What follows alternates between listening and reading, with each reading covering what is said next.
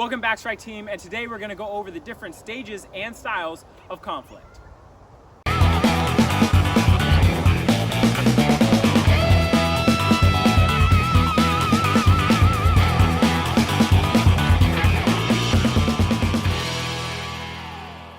Okay, so when we're talking about the different stages / types of conflict, we use an acronym. It stands for A-DISC, okay? A stands for awareness, D stands for de-escalation, S, self-defense, S again, street fighting, and C, combat sports. All right, guys, so the first stage is awareness. Now, awareness is, say you're in a bar and you recognize some guys are getting a little too rowdy. So when they start walking over in your direction, you just walk away before anything even happens. Or say you're out on a run and you're jogging and you recognize it's a creepy looking guy on the other side of a bush, and you just turn around and go that other direction. Okay, awareness is the ability to recognize when something might get out of hand and avoid that situation so it never gets violent in the first place.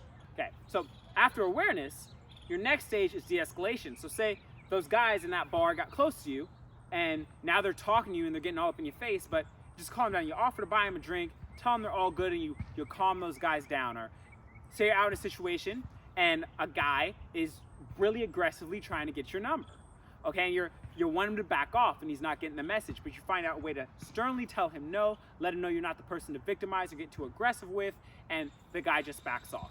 Okay, and de-escalation is something, and also awareness is something that's a lot more nuanced, a lot more difficult. There's a lot more that goes into it than a lot of people recognize. So what I'm actually going to do is bring in a couple self-defense experts who teach this kind of stuff for a living to come in and speak to us about how to properly be aware and de-escalate certain situations.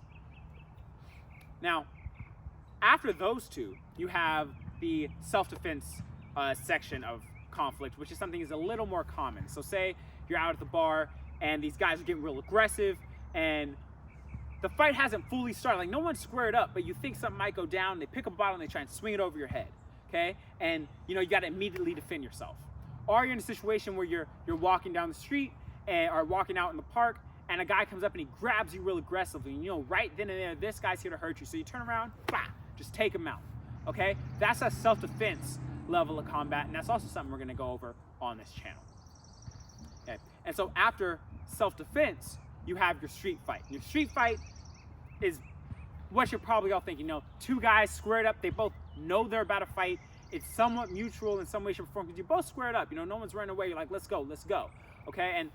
And that's that whole situation that we're gonna cover too. And that's a whole different level of moves. In a street fight, that's a whole different, it's a whole different thing than self-defense. The moves that work for self-defense may not work for street fight and vice versa. So those two really need to be separated when we talk about it. Now, the last one is sports fighting, and that's gonna go over kickboxing, Muay Thai, karate, point sparring, taekwondo, judo, jiu-jitsu, MMA, all that stuff you think of when there's a ref there and it's an organized style of competition with rules.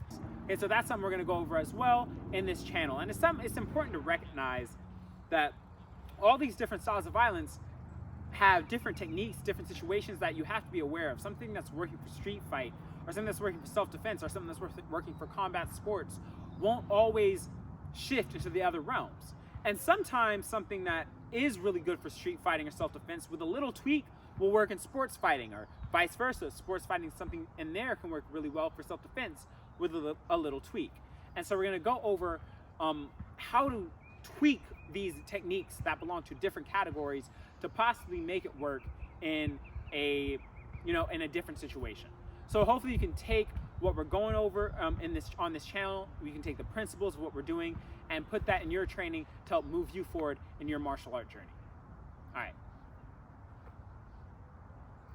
That's where you pause it.